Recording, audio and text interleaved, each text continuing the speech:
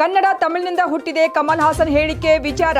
ಕರ್ನಾಟಕ ಏಕೀಕರಣ ಹೋರಾಟಗಾರ ಶಿವಶರಣಪ್ಪ ವಾಲಿ ಹೇಳಿಕೆ. ಕಮಲ್ ಹಾಸನ್ ಒಬ್ಬ ಪ್ರಸಿದ್ಧ ವ್ಯಕ್ತಿ, ಒಳ್ಳೆ ಚಿತ್ರ ತೆಗೆದವರು. ಆದರೆ ತಮಿಳಿನಿಂದ ಕನ್ನಡ ಹುಟ್ಟಿದೆ ಎಂಬುದು ಖಂಡಿಸುತ್ತೇನೆ. ಈ ರೀತಿ ಹೇಳಿಕೆ ನೀಡುವುದು ಭಾಷೆಗೆ ಮಾಡಿದ ಅಪಮಾನ. ತಪ್ಪಿಗೆ ಕನ್ನಡಿಗರಿಗೆ ಬಹಿರಂಗವಾಗಿ ಕ್ಷಮೆ ಕೇಳಬೇಕು. ಅವರ ಮಾತು ಕೇಳಿಸಿಕೊಂಡು ಶಿವರಾಜ್ ಕುಮಾರ್ ಸುಮ್ಮನಿದ್ದುದು ಆಶ್ಚರ್ಯ. ಅವರು ಸುಮ್ಮನಿದ್ದುದು ಸರಿಯಲ್ಲ, ಅದು ಅಗೌರವ ತೋರಿಸುತ್ತದೆ. ಕ್ಷಮೆ ಕೇಳುವವರೆಗೆ ಕರ್ನಾಟಕದಲ್ಲಿ ಅವರ ಚಿತ್ರ ಓಡಬಾರದು. ಜಾರಿ ಬಿದ್ದವ ಜಾಣರಂತೆ ಹೇಳುವಂತೆ ಕೂಡಲೇ ಕ್ಷಮೆ ಕೇಳಬೇಕು.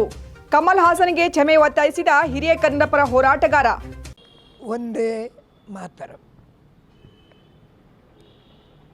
ಜಗತ್ತು ಹುಟ್ಟಿದಾಗಿನಿಂದ ಅಥವಾ ಮನುಷ್ಯನು ಹುಟ್ಟು ಬಂದಾಗಿನಿಂದ ಭಾಷೆಗಳು ತನ್ನ ವಿಚಾರಗಳನ್ನು ಅಭಿವ್ಯಕ್ತಿಗಾಗಿ ಬಳಸ್ಕೊಂಡಿವೆ.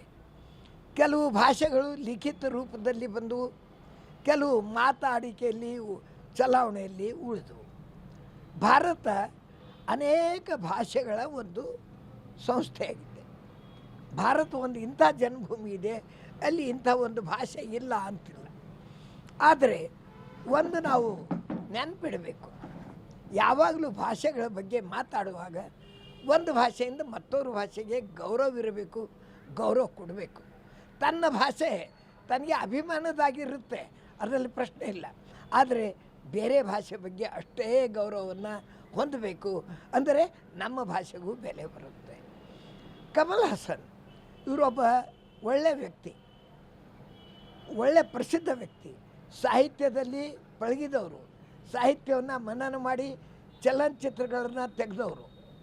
ಇಂಥ ಒಬ್ಬ ವ್ಯಕ್ತಿ ತಪ್ಪಿಯೋ ಅಥವಾ ಉದ್ದೇಶಪೂರ್ವಕವೋ ಅಥವಾ ದ್ವೇಷದಿಂದಲೋ ತಮಿಳು ಭಾಷೆಯಿಂದ ಕನ್ನಡ ಹುಟ್ಟಿದೆ ಅಂತ ಹೇಳಿದ್ದು ನಾನು ಕನ್ನಡ ಶಕ್ತಿ ಕೇಂದ್ರದ ವತಿಯಿಂದ ಖಡಾಖಂಡಿತವಾಗಿ ಖಂಡಿಸುತ್ತೇನೆ, ವಿರೋಧಿಸುತ್ತೇನೆ, ವಿರೋಧಿಸಬೇಕೆಂದು ಹೇಳುತ್ತೇನೆ.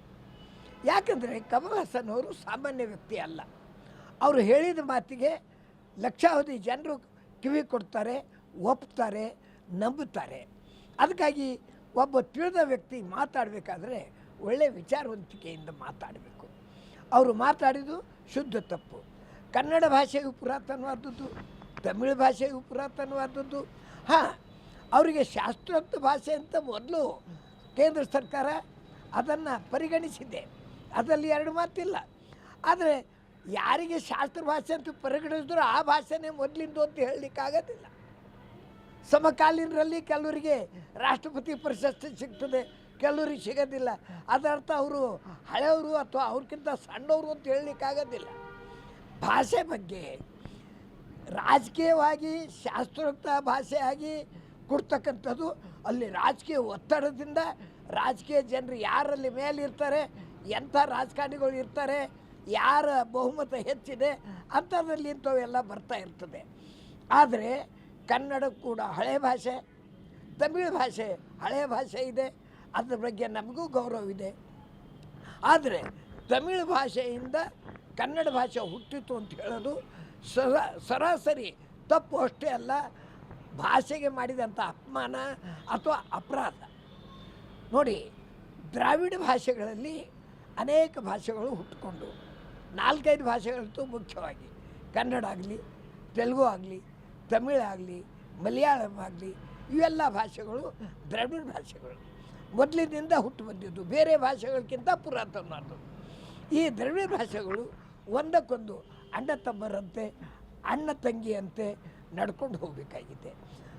ಕಮಲ್ ಹಾಸನ್ ಅವರು ದ್ರಾವಿಡ ಭಾಷೆ ಬಗ್ಗೆ ಒಂದುಗೂಡಿಸುವ ಬಗ್ಗೆ ಯಾವಾಗಲೂ ಮಾತಾಡ್ತಾ ಇರ್ತಾರೆ.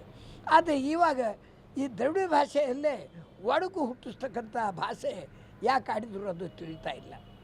ಆದರೆ ಅವರು ಈಗಲಾದರೂ ಜಾರಿ ಬಿದ್ದರೆ ಯಾರೂ ನೋಡದಂತೆ ಹೇಳಬೇಕು ಅಂತ ಹೇಳೋ ಗಾದೆ ಮಾತಿನಂತೆ ಅವರು ಮಾಡಿದ ತಪ್ಪಿಗಾಗಿ ಅವರು ಸ್ಪಷ್ಟವಾಗಿ ಬಹಿರಂಗವಾಗಿ ಕ್ಷಮೆ ಕೇಳಬೇಕು, ಕನ್ನಡಿಗರ ಕ್ಷಮೆ ಕೇಳಬೇಕು.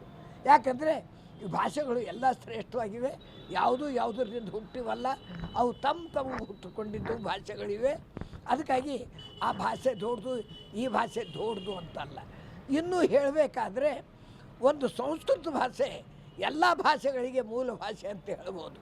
ಯಾಕಂದರೆ ಎಲ್ಲ ಭಾಷೆಯಲ್ಲಿ ಸಂಸ್ಕೃತ ಭಾಷೆಗಳಿವೆ, ಸಂಸ್ಕೃತ ಶಬ್ದಗಳಿವೆ. ಅದಕ್ಕೆ ಹಳೆಯದರಲ್ಲಿ ಯಾವುದಾದ್ರೂ ಇದ್ದರೆ ಅದು ಸಂಸ್ಕೃತ ಭಾಷೆ. ಆ ಭಾಷೆಯಿಂದ ದ್ರವಿಡ ಭಾಷೆಗಳಾಗಲಿ, ಆರ್ಯನ್ ಭಾಷೆಗಳಾಗಲಿ, ಬೇರೆ ಬೇರೆ ಭಾಷೆಗಳಾಗಲಿ ಹುಟ್ಟಿಕೊಂಡಿವೆ ಅಂತ ಹೇಳಿ ಗಡ್ಡಿ ಇಲ್ಲ. ಆದರೆ ತಮಿಳಿನಿಂದ ಕನ್ನಡ ಹುಟ್ಟಿತು ಅಂತ ಹೇಳೋ ಶುದ್ಧ ತಪ್ಪು. ತಮಿಳು ಎಷ್ಟು ಶ್ರೇಷ್ಠ ಭಾಷೆ ಇದೆಯೋ ಅಷ್ಟೇ ಸಮೃದ್ಧವಾದಂಥ ಭಾಷೆ ಕನ್ನಡ ಇದೆ. ಅದರಲ್ಲಿ ಯಾವುದೇ ಮಾತಿಲ್ಲ. ರಾಜಕೀಯ ಪ್ರಭಾವ ಪಿಕ್ಚರ್ ತೆಗೆಯೋರು ಹೆಚ್ಚಾಗಿ ಜನರಿದ್ದಷ್ಟು ಅದಕ್ಕೆ ತಮಿಳು ಹೆಚ್ಚು ಬೆಳೆದಿದೆ ಅಂತ ಹೇಳಿದ್ರೆ ತಪ್ಪು. ಈಗ ಕನ್ನಡ ಚಲನಚಿತ್ರದ ಮೂಲಕನೇ ಚಿತ್ರರಂಗಕ್ಕೆ ಬಂದವರು ಅಲ್ಲ, ಅವರು ಎಲ್ಲರೂ ಕನ್ನಡ ಇದು ಮಾಡಿದ್ದು. ರಾಜ್ಕುಮಾರ್ ಅಂತವರು ಸಹಿತ ಕನ್ನಡದನ್ನೇ ಒಪ್ಪಿದ್ದವರು.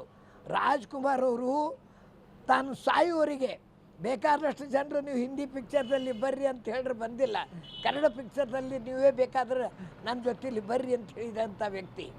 ಆದರೆ ಒಂದು ಆಶ್ಚರ್ಯ ಆಯಿತು ನನಗೆ, ಶಿವರಾಜ್ ಕುಮಾರ್ ಅವರು ಅವ್ರ ಸಭೆಯಲ್ಲಿ ಮಾತಾಡುವಾಗಿದ್ದಾಗ ಅದಕ್ಕೆ ಯಾಕೆ ವಿರೋಧಿಸಿಲ್ಲ? ಅವರು ದೊಡ್ಡವರು ಗೌರವ ಕೊಡಬೇಕಂತ ವಿರೋಧಿಸಿಲ್ವೋ, ಸಭೆಯಲ್ಲಿ ವ್ಯತ್ಯಯ ಬರಬಾರ್ದಂತ ವಿರೋಧಿಸಿಲ್ವೋ, ಅಥವಾ ಕನ್ನಡ ಭಾಷೆಯ ರಾಜ್ಕುಮಾರ್ ಹೋದ ಮೇಲೆ ಕನ್ನಡ ಭಾಷೆ ಬಗ್ಗೆ ಇವರ ಅಭಿಮಾನ ಕಡಿಮೆ ಆಯಿತು ತಿಳಿದಿಲ್ಲ.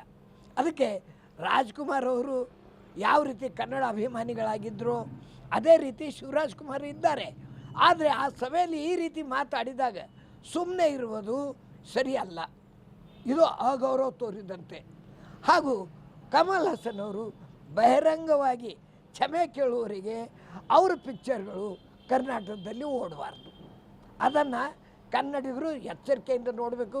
ಯಾಕಂದರೆ ದ್ವೇಷದಿಂದ ಅಲ್ಲ, ಕಮಲ್ ಹಾಸನ್ ಬಗ್ಗೆ ದ್ವೇಷ ಅಂತಲ್ಲ, ಅವರಿಗೆ ಬುದ್ಧಿ ಬರಬೇಕು, ಯಾವ ಭಾಷೆ ಬಗ್ಗೆ ಯಾವ ರೀತಿ ಮಾತಾಡಬೇಕೆಂಬುದು ಅಂಥದ್ದನ್ನು ಅವರು ತಿಳ್ಕೊಳ್ತಾರೆ ಅಂತ ತಿಳಿದೀನಿ.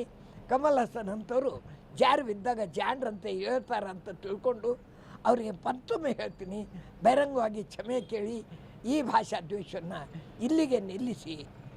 ಎಲ್ಲರಿಗೂ ವಂದನೆಗಳು. ಒಂದೇ ಮಾತು.